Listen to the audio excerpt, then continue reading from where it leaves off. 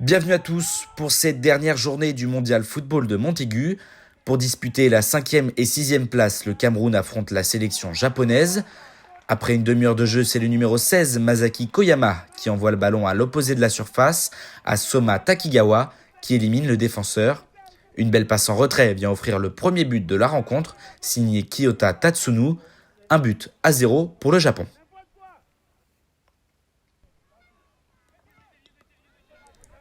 10 minutes avant le coup de sifflet final, les Camerounais sont à l'attaque. Après avoir récupéré le ballon, Eyatan Tobana lance son partenaire dans la surface, mais Yoshito Kumada commet une faute. C'est le numéro 9, Félix Martial Defofonku, qui va prendre la responsabilité. Après quelques pas d'élan, le gardien touche le ballon, mais il rentre tout de même dans le but. Un partout avant la fin de la rencontre. Séance de tir au but pour les départager, c'est le numéro 19 Kanata Ochiai qui viendra mettre fin aux espoirs des Camerounais. Victoire 5 tirs au but à 3 pour le Japon.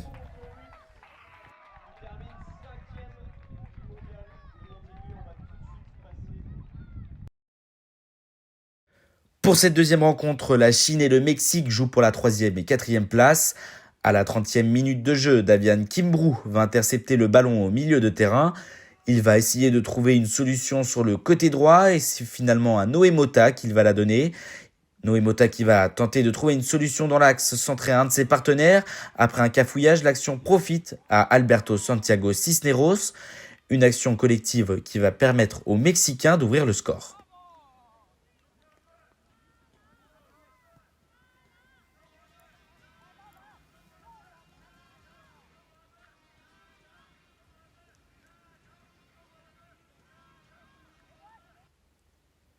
Quelques minutes après la reprise de la seconde période, les Mexicains vont encore une fois aller de l'avant.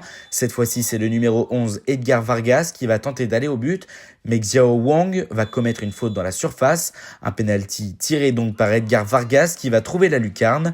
Score final 2 buts à 0 pour le Mexique.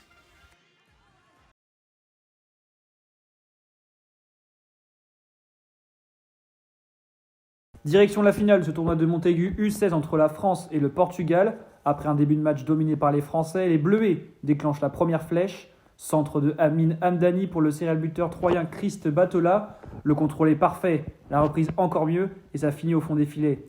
1-0 pour l'équipe de France à la 37e minute.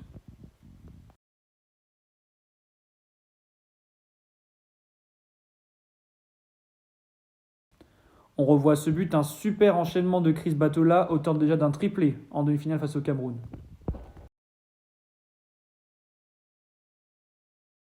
En deuxième mi-temps, les Bleuets vont hausser le ton. Cette ouverture encore une fois d'Adil Hamdini. Christ Batola s'en va inscrire son doublé. L'équipe de France fait le break 2-0 et cette image magnifique en communion avec le public vendéen.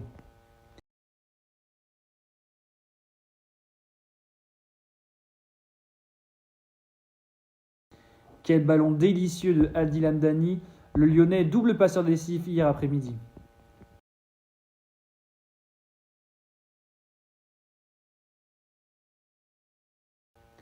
« 55e minute, transversale du capitaine Kenan Dogané pour trouver Dago le Nantais. Et sur un centre, il trouve celui qui venait juste d'entrer, Aaron Gadou qui marque le 3e but pour les Bleuets.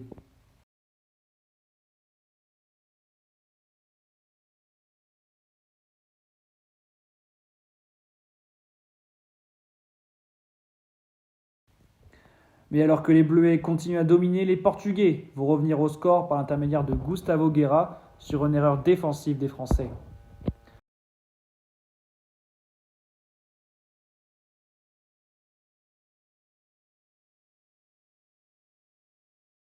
On la revoit, cette passe mal assurée qui va permettre aux Portugais de revenir à 2 longueurs des Bleuets.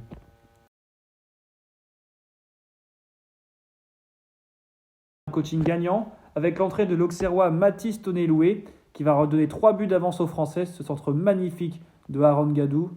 4 buts à 1 pour les Bleuets qui s'envolent.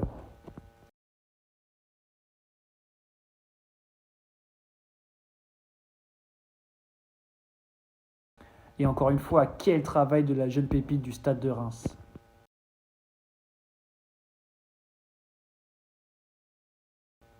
Les Français vont marquer un 5e but dans cette fin de match à sens unique. Sur une frappe déviée de Gadou, Loué, il va de son doublé comme Christ Batola, parachevant le succès total en ce tournoi de Montaigu.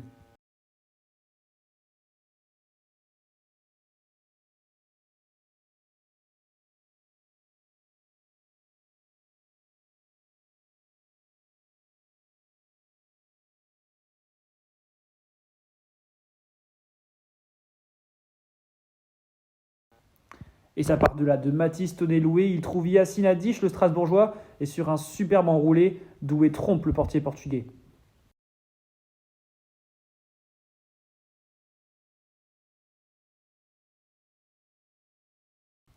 En fin de match, cette superbe image, l'envahissement des supporters français autour de leurs joueurs. On remercie tous ceux qui nous ont fait vivre le tournoi de Montaigu et on se retrouve l'année prochaine pour encore beaucoup d'émotions à venir.